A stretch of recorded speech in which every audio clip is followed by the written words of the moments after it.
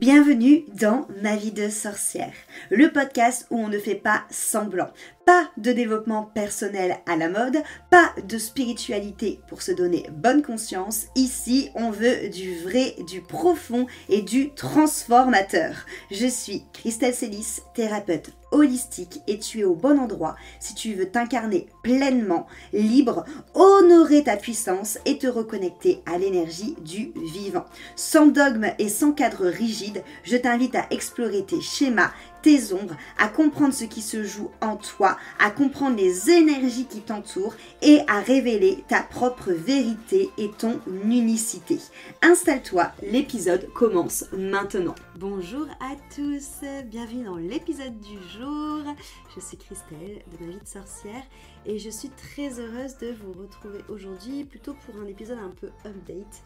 Parce qu'il s'est passé beaucoup de choses de mon côté énergétiquement ces derniers mois, en termes de canalisation, en termes de transmission, en termes de changement vibratoire. Enfin bref, j'ai plein de choses à vous raconter. Je vais peut-être pas tout vous raconter parce qu'il y a des choses que j'ai envie de garder pour moi, parce qu'il y a des choses qui sont encore en cours de transmutation et parce qu'il y a des choses aussi tout simplement qui sont un peu secrètes entre guillemets et qui du coup seront peut-être partagées plus tard quand ça sera plus le moment, mais je vais quand même vous expliquer ce qui est juste pour moi de vous expliquer aujourd'hui sur tous ces changements, plus dans le but de vous expliquer un chemin, ce chemin que j'ai traversé.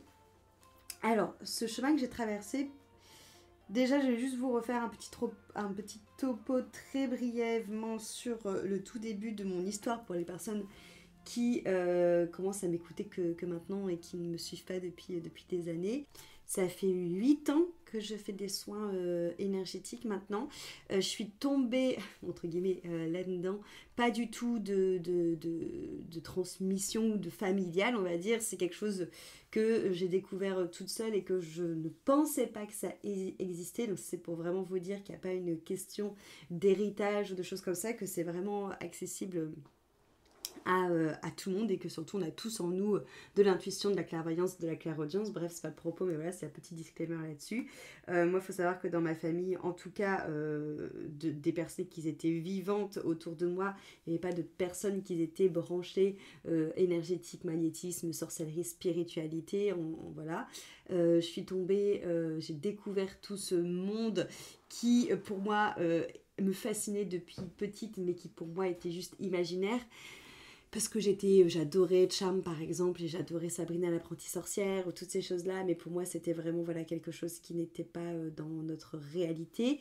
Et c'est rentré dans ma réalité lorsque j'étais coach sportive, que j'étais dans une relation toxique, et que pour me sortir de cette relation toxique, j'ai fait appel à des thérapies alternatives. J'ai énormément travaillé sur moi dans un premier temps pour être une meilleure personne pour la personne avec qui j'étais en relation toxique, jusqu'à comprendre que ce n'était pas moi le problème, mais que c'était la relation toxique qui était le problème, et notamment aussi l'autre qui avait des grosses blessures.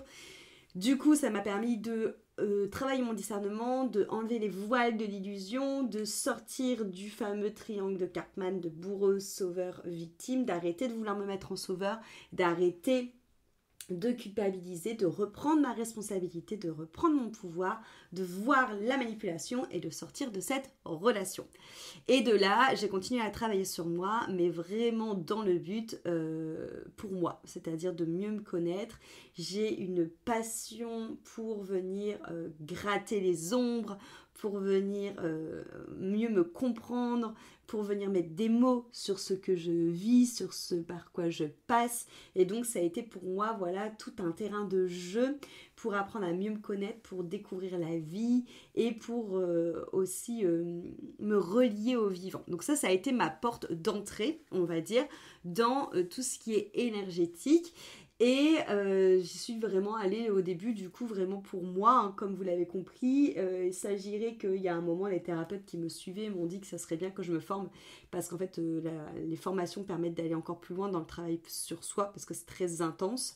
Et donc, du coup, je suis partie à me former, pas dans le but d'être thérapeute, mais toujours dans le but de me reconnecter à moi-même. Et puis finalement, une chose en entraînant l'autre, je me suis prise de passion pour tous ces outils qui finalement se rejoignaient tous, pour toutes les connexions que c'était en train de me déployer dans ma vie. Et j'ai fini par faire des soins énergétiques à des gens qui venaient à moi et à développer mon activité et à en faire mon métier principal. Donc ça fait maintenant 7 ans que c'est le cas, 7 ou 8 ans. Bon bref, 7 ou 8 ans que c'est le cas. Et j'avais envie de vous partager du coup, bon, je suis passée très vite sur la première partie parce que j'en ai déjà parlé plein de fois, mais j'avais très envie de vous parler de là ce qui s'est passé cette dernière année, ces derniers mois sur mon chemin.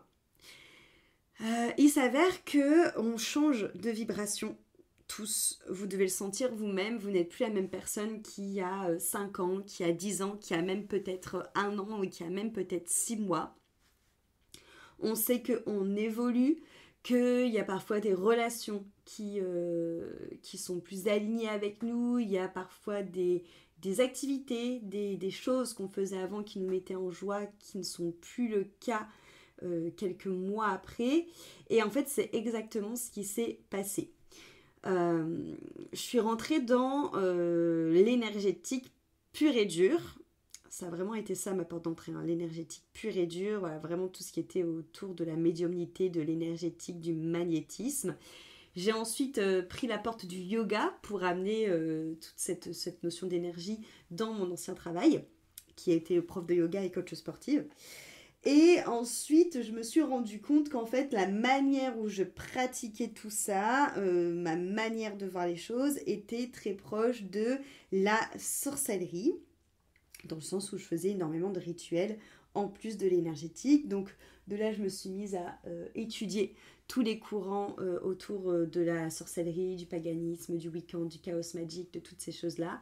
J'ai créé ma propre manière de faire de la magie, de voir la magie. Et entre deux aussi, il y a le chamanisme qui a fait un gros boom dans ma vie. Alors il faut savoir que le chamanisme, ça a été déjà de base l'une des premières initiations que j'ai faites. C'est toujours quelque chose qui m'a beaucoup attirée parce que c'était très proche de la nature et des animaux. Et j'ai toujours eu un amour inconditionnel pour les animaux, plus que pour les êtres humains. En règle générale, je me suis toujours mieux sentie avec les animaux. Donc le chamanisme m'a toujours attirée comme pratique, et il s'avère que la magie élémentaire était pour moi un bon lien pour amener le chamanisme dans ma sorcellerie. Et ces dernières années, ça s'est développé. Ça s'est développé énormément par rapport à énormément de trans que j'ai pu faire. Il s'est passé quelque chose, alors ça je te parle de ça il y a à peu près, je dirais entre 3-4 ans peut-être, 3-4 ans. Où en fait j'ai beaucoup travaillé sur le lâcher prise, sur le fait de s'abandonner à la transe chamanique. Alors là déjà je vous parle juste de la transe chamanique, hein, parce que déjà ça a été un premier grand pas pour moi. Le fait en fait de s'abandonner, parce qu'une transe c'est vraiment ça, c'est sentir que l'on part avec le tambour, sentir que l'on part en transe, et des fois souvent ça s'arrête là. On sent qu'on pourrait partir, on sent que ça vibre, on sent qu'on a les mains qui piquent, on sent qu'on a le corps qui frétille, qu'il se passe des choses énergétiques à l'intérieur de nous, mais il y a ce petit contrôle du mental qui est totalement logique, hein, c'est parce que le mental il sait pas ce qui va se passer, donc il est un peu en mode oulala, qu'est-ce que tu vas faire, tu vas perdre contrôle de toi ma fille, ça va pas du tout aller, on va faire n'importe quoi, ça peut être dangereux, donc bref c'est normal, hein. Mais au fur et à mesure du coup c'est réussir à faire confiance à cette part de nous qui réagit à la transe, faire confiance aussi finalement à cette énergie de je vais l'appeler de l'univers, parce qu'à ce moment-là je l'appelais de l'univers, à cette énergie de l'univers qui veut passer à travers nous et qui demande que ça, qui tape à la porte et qui attend juste qu'on lui ouvre. Il y a une fois j'ai accepté de laisser totalement cette part-là s'abandonner, et j'ai ouvert totalement la porte à l'énergie de l'univers. Encore une fois je vais l'appeler comme ça parce que à ce moment là j'appelais ça comme ça, mais vous allez voir plus tard.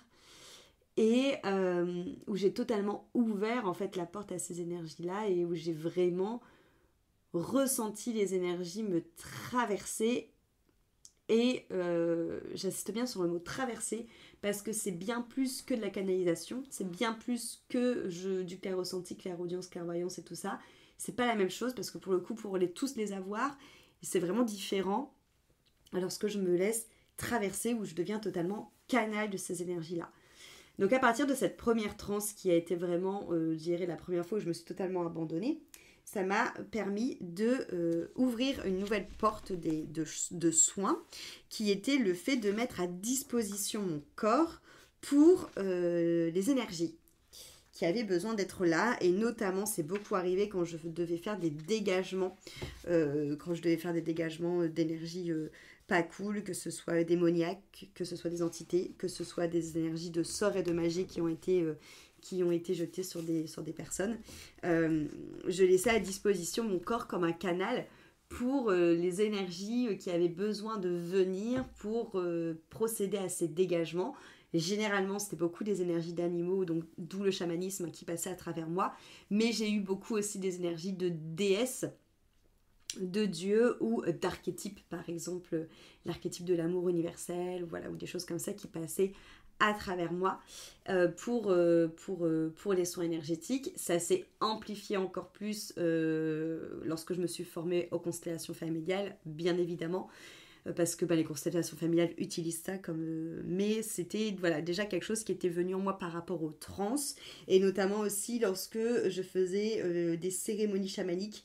Je pense notamment à la cérémonie cacao, qui pareil me permettait vraiment d'ouvrir en fait mon cœur et d'ouvrir tous mes canaux et d'être véritablement un canal pour la vie à travers moi.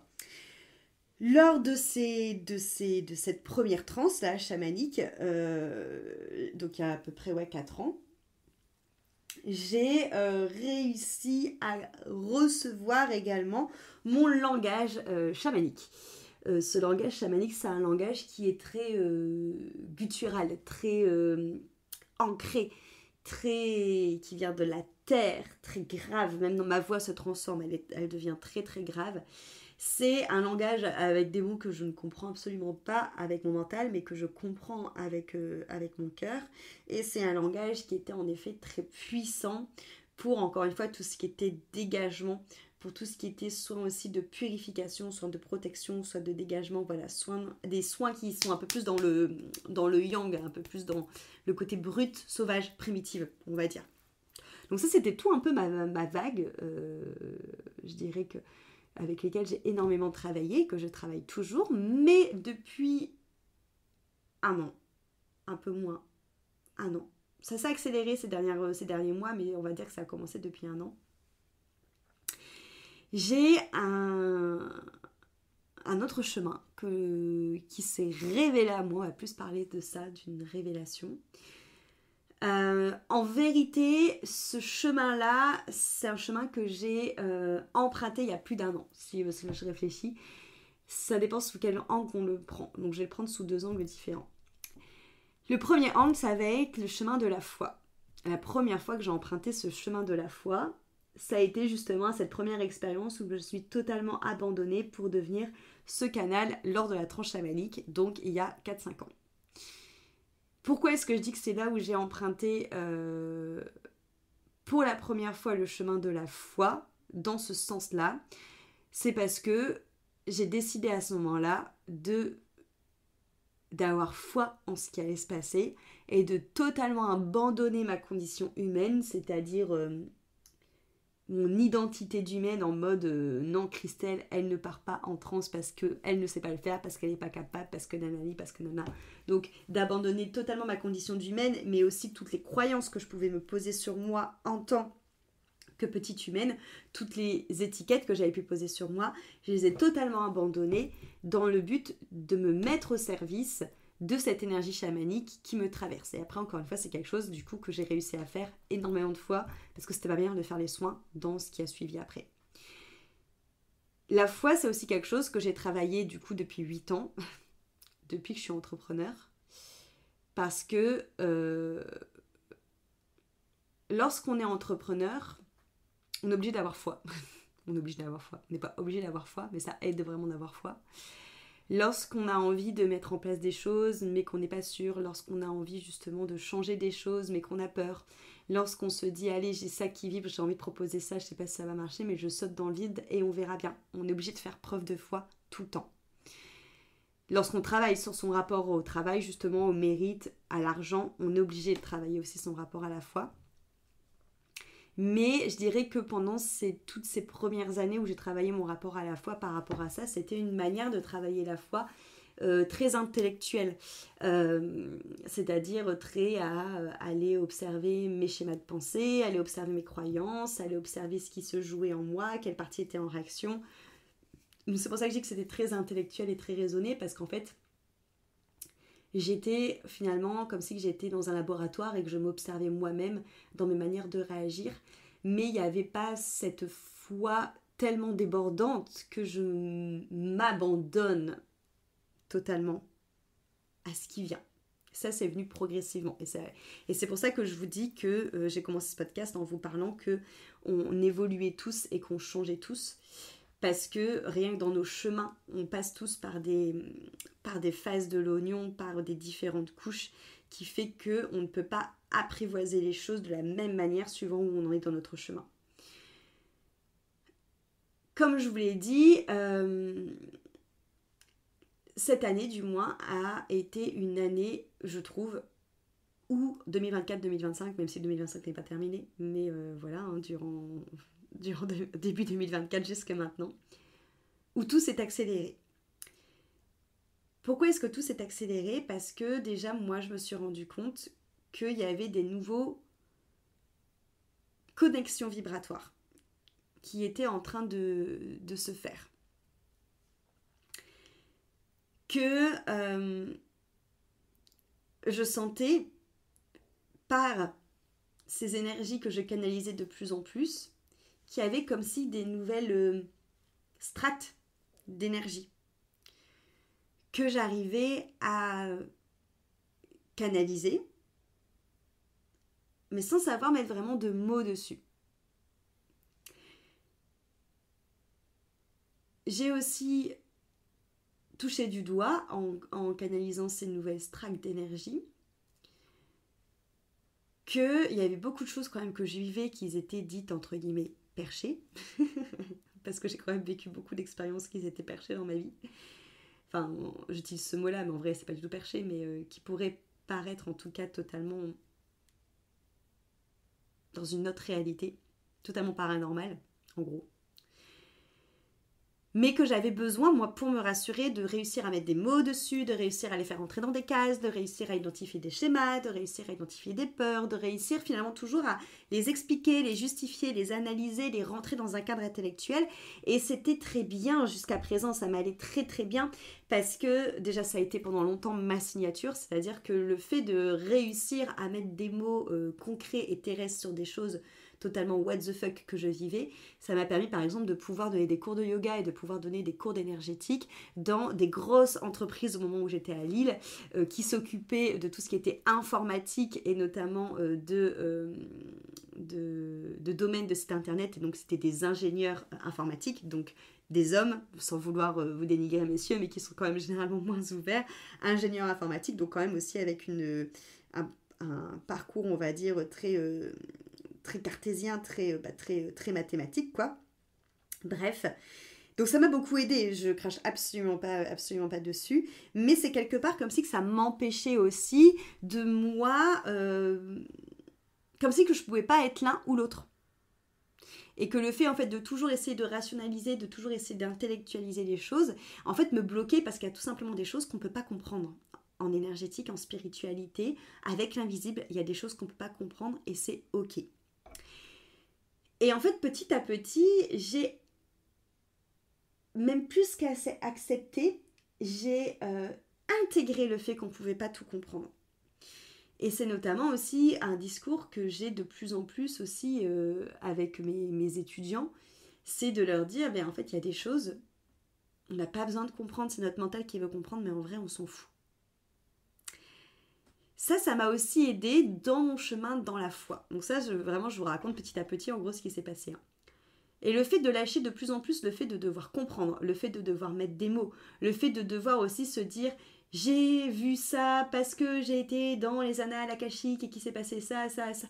En vrai, on s'en branle. Enfin, ok, t'as vu ça, c'est bien, mais en fait, le plus important, c'est la transformation qui s'est passée, pas comment tu l'as fait, pourquoi tu l'as fait, par où t'es passé. Ça, c'est le mental qui essaye de mettre des mots. En fait, en vrai, on s'en fout, tu vois. Et le fait de chercher à lâcher ça et finalement de chercher plus à vivre cette spiritualité plutôt qu'à l'intellectualiser et plutôt qu'à,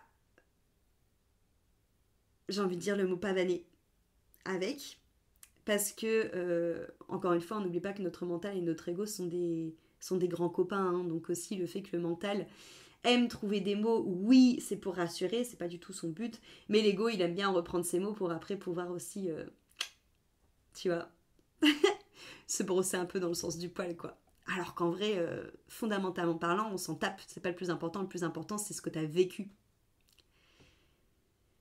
Donc bref, tout ça, ça a cheminé pendant plusieurs années. J'ai commencé de plus en plus à lâcher prise, j'ai commencé de plus en plus à arrêter de vouloir chercher et poser des mots, et surtout à vivre en fait et à expérimenter, et finalement à me faire confiance à moi par rapport à ce que je vivais, et pas à essayer de justifier ce que j'étais en train de vivre, pas à essayer à valider, à donner de la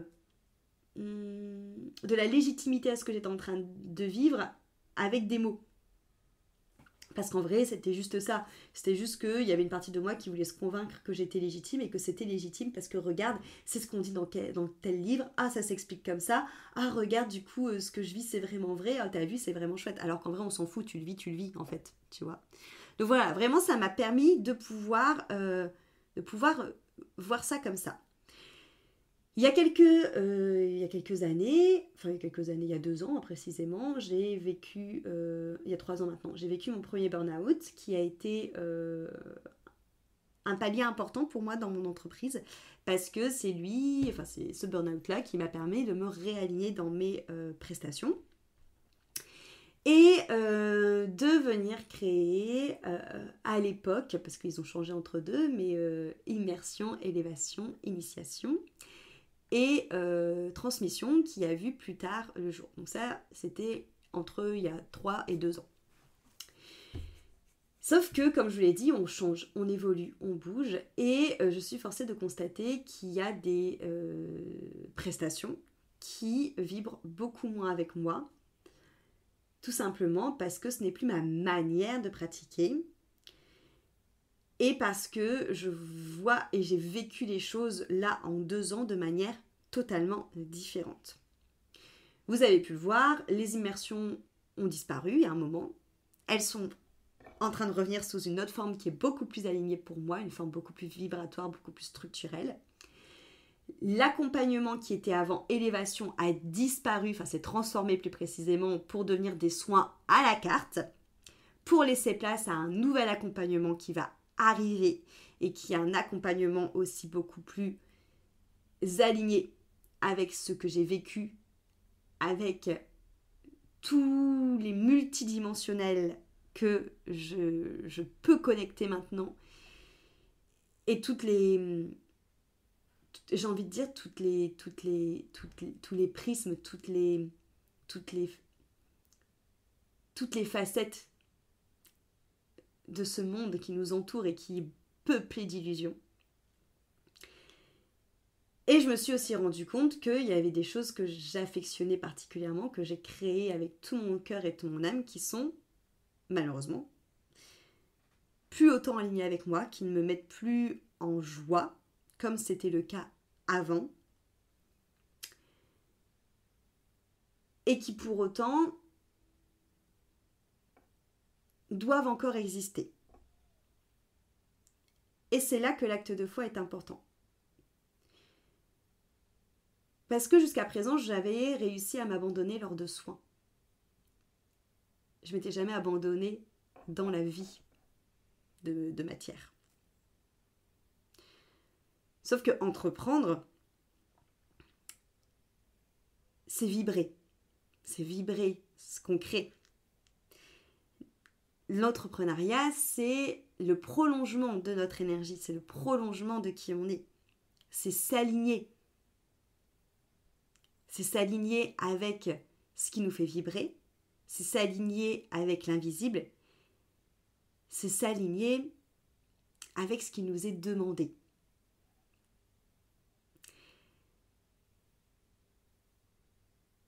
Et durant début 2024, il y a une autre dimension à moi qui s'est ouverte. C'est la dimension du galactique.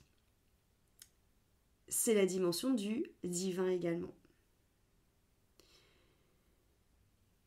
Ça fait une année que je canalise en plus des énergies chamaniques qui sont du coup très reliées à la terre, aux esprits des animaux. Que je canalise aussi, toujours avec mon tambour, toujours lors d'état de transe, une nouvelle énergie. Une énergie beaucoup plus subtile, une énergie beaucoup plus céleste, une énergie beaucoup plus douce, mais puissante, une énergie beaucoup plus cristalline. Ça a commencé par le galactique parce que, sans m'en rendre compte, il y a une fois, je faisais un soin et j'ai parlé dans une langue où je me rendais bien compte que c'était pas mon langage chamanique parce qu'il n'avait pas ce côté guttural, comme j'ai pu vous dire là au début du podcast. Il avait quelque chose de beaucoup plus doux, de beaucoup plus chantant. Mais pour moi, c'était mon langage, une autre part de mon langage chamanique, tu vois. Je me suis dit, c'est mon chaman qui est peut-être moins énervé, du coup, il parle plus doucement. Et en fait, pas du tout. C'était mon langage galactique et je m'en suis rendu compte après en transe, où je me suis vraiment vue devenir un pont entre la terre et le divin. Enfin, non, à ce moment-là, je disais pas divin. Entre la terre et le cosmos. Où je me suis vraiment devenue un pont je me suis vraiment vue devenir un pont entre le micro, entre le macro, entre la terre, entre le cosmos tout entier, entre la plus petite brindille d'herbe et l'illimité, le vaste de l'univers. Comme si mon cœur s'ouvrait tellement grand que je n'étais plus séparée de rien. Là où avant, avec le chamanisme, je me sentais reliée à tout ce qui était vivant sur Terre, là, avec le galactique, je me ressentais et reliée à tout ce qui était vivant sur Terre avec le chamanisme, et reliée avec tout ce qui était vivant autour de la Terre, au-delà des étoiles, au-delà des planètes. Comme si vraiment que j'étais illimitée et que je devenais le monde, donc j'étais vraiment ouverte à tout.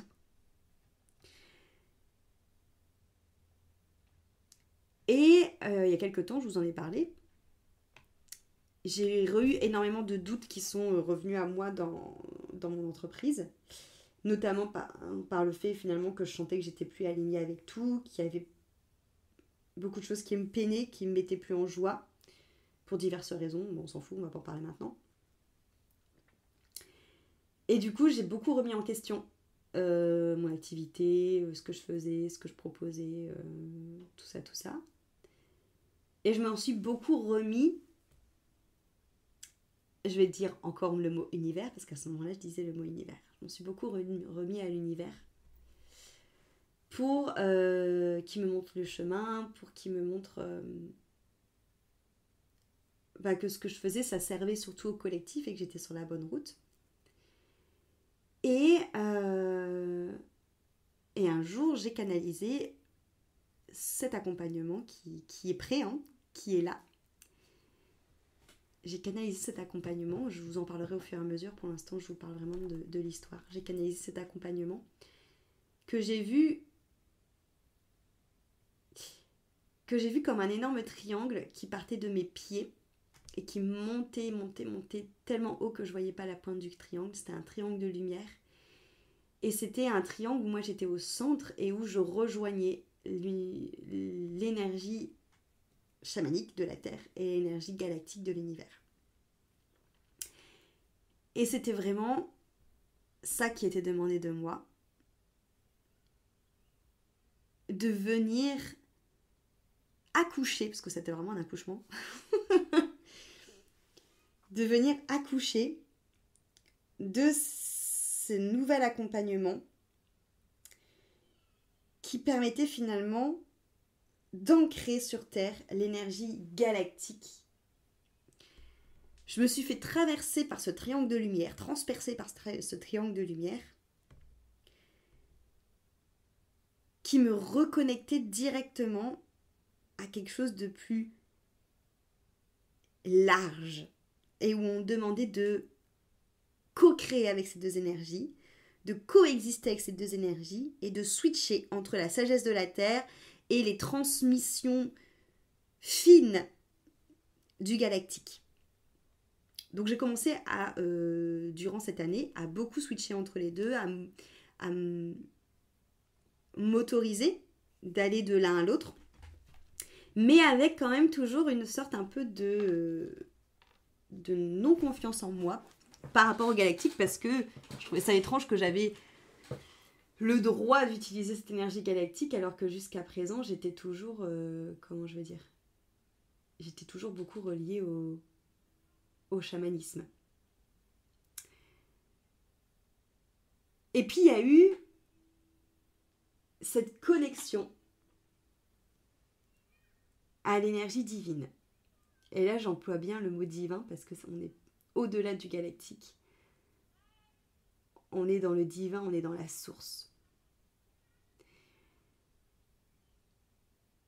C'est cette énergie divine qui a vraiment été pour moi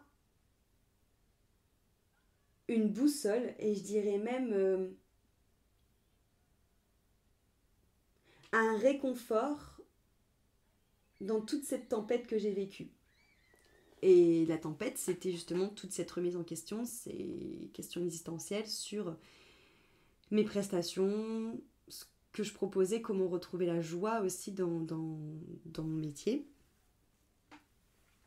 Et j'ai été traversée énormément de fois, hein, pas qu'une seule fois, par un amour inconditionnel, une sensation de faire tout simplement qu'un, et d'embrasser, mais d'embrasser finalement le tout. C'est quelque chose que j'ai vécu très souvent, mais que jusqu'à présent je ne connectais pas à l'énergie divine. Enfin, que pour moi je mettais pas le mot divin dessus. Et c'est en parlant avec des amis à moi avec qui on échange beaucoup là-dessus, où elles ont pu, enfin, surtout où elle a pu mettre des mots sur ce que j'étais en train de vivre, et où je me suis dit, oh putain, c'est tellement ça. Et c'est là où il y a une conscience qui s'est ouverte, où les mots que j'ai entendus, c'était vraiment que ce que j'avais de plus beau à offrir, et si je voulais retrouver notamment la joie, c'était en me laissant vibrer dans ma fréquence la plus haute, en m'autorisant à vibrer dans ma fréquence la plus haute. Et qu'est-ce que ça voulait dire, le fait de m'autoriser à vibrer dans ma fréquence la plus haute? Ça voulait dire m'autoriser à faire que des choses que j'aime, m'autoriser à faire que des choses qui me mettent en joie, m'autoriser à proposer que des activités qui me ressemblent, et m'autoriser aussi à être ce canal, à m'abandonner totalement. Et c'est choses que j'ai commencé à faire. Et en fait, j'ai compris à ce moment-là, c'est une phrase que je vous ai déjà répétée, mais qui m'a tellement mis une claque dans ma tête que j'ai compris à ce moment-là que c'était pas la spiritualité qui était au service de mon entreprise. En gros, c'était pas je me servais de ce que j'avais vécu de ma spiritualité pour l'enseigner, mais que c'était mon entreprise qui était au service du divin. Et que si on m'ouvrait ces nouvelles portes, c'était pour que je les fasse descendre sur terre. Et c'est là où j'ai totalement, suite à ces deux phrases, en fait, de accepter de vibrer de la manière la plus haute et d'être au service du divin, où j'ai totalement fait acte de foi en m'abandonnant à ce que le divin, et là j'utilise vraiment le mot divin, attendait de moi. Et ce que le divin attend de moi, c'est de mélanger ces énergies chamaniques, galactiques, divines, pour les ancrer sur terre, et surtout pour pouvoir réharmoniser les structures vibratoires des personnes, pour qu'elles aussi puissent vibrer le plus haut possible. Ça, j'ai mis du temps à le comprendre parce qu'en fait, tout ça, ça s'est passé. Donc, j'ai eu ce triangle qui m'a traversé, j'ai eu le nom de l'accompagnement qui allait arriver, j'ai compris qu'il allait avoir un mélange d'énergie galactique et d'énergie chamanique. Ça s'est bloqué. Je savais qu'il fallait que j'accouche de ce truc-là. C'est pour ça que je vous parle vraiment d'un accouchement. Et je ne savais pas comment. Entre deux, il y a eu le divin qui est arrivé. Ces phrases que je vous partage. Et en fait, je me suis abandonnée totalement. Et j'ai canalisé des nouvelles techniques de soins que je ne savais même pas avant de les commencer ce que ça allait être. Et là, justement, j'ai eu donc une autre de mes copines qui avait envie de faire un accompagnement avec moi. Et en fait, je lui ai expliqué ce qui se passait. Je lui ai dit, écoute, en fait, je veux bien te faire l'accompagnement. Le seul truc, c'est que je sens que j'ai beaucoup de mes prestations qui sont plus alignées avec moi actuellement. Et qu'en fait, je suis en train de canaliser d'autres choses, d'autres formes de soins.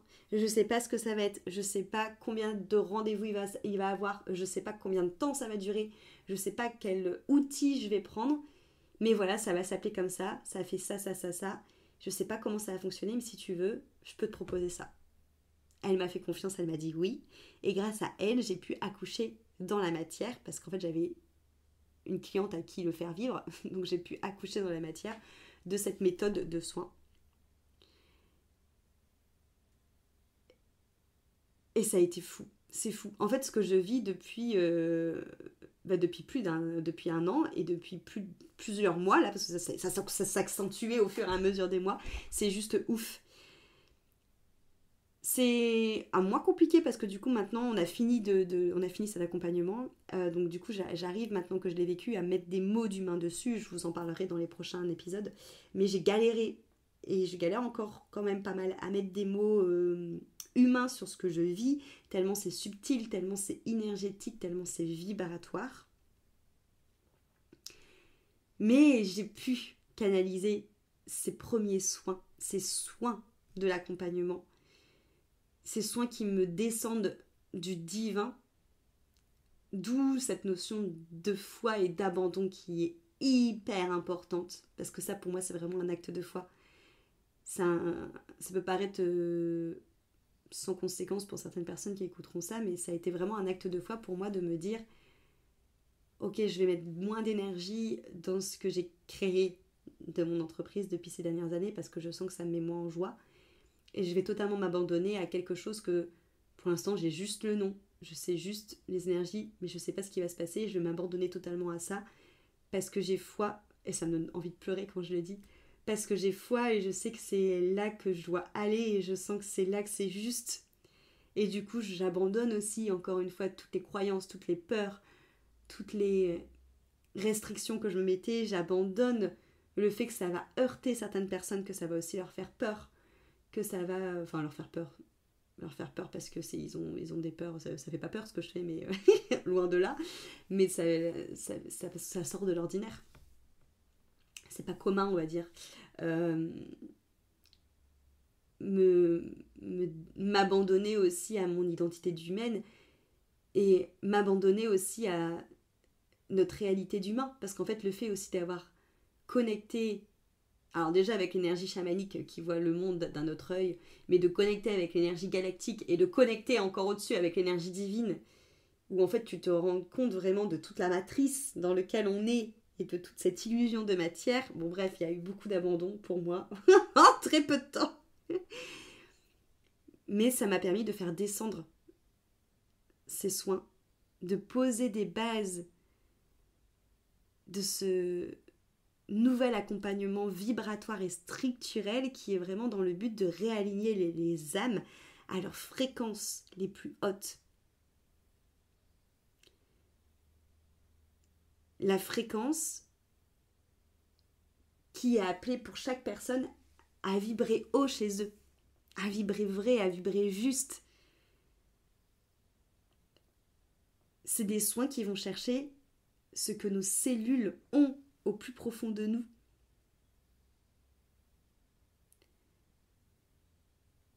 Ce savoir cellulaire qui fait qu'au fond de nous, on sait que tout ce qui se joue là, entre guillemets, c'est que de la matière, et en vrai, c'est pas important, c'est de l'illusion. Mais qu'il y a quelque chose de beaucoup plus divin, de beaucoup plus subtil, qui nous relie là-haut. Et qu'on a une puissance, non pas à retrouver,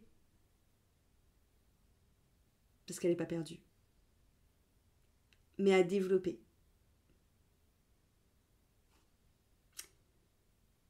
Et donc voilà, c'était un sacré chemin initiatique que j'ai vécu, que j'essaie de vous résumer.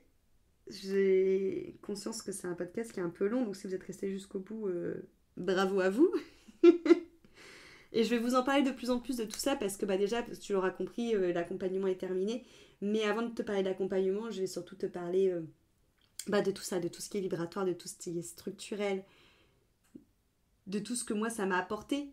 Parce que moi aussi, forcément, je me suis alignée à ma vibration et à ma structure par tout ce que je viens de t'expliquer avant, et je rentrerai plus dans le détail aussi la prochaine fois.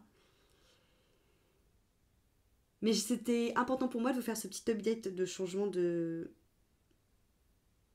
paradigme, parce que clairement j'ai changé de paradigme en fait. Et je me sens beaucoup plus à ma place, beaucoup plus alignée dans ce paradigme-là. Et donc forcément ça a impliqué des changements dans la matière, et ça va en impliquer d'autres au fur et à mesure. Mais je suis prête parce que je m'abandonne à tout ce qui peut me traverser. J'espère que ce podcast t'aura inspiré pour cette communication. Je vous retrouve la semaine prochaine pour un nouvel épisode. Et en attendant, je vous remercie infiniment. Cet épisode t'a plu, pense à lui laisser une jolie note sur ta plateforme d'écoute de ton choix, et aussi de le partager aux personnes à qui il pourrait être utile.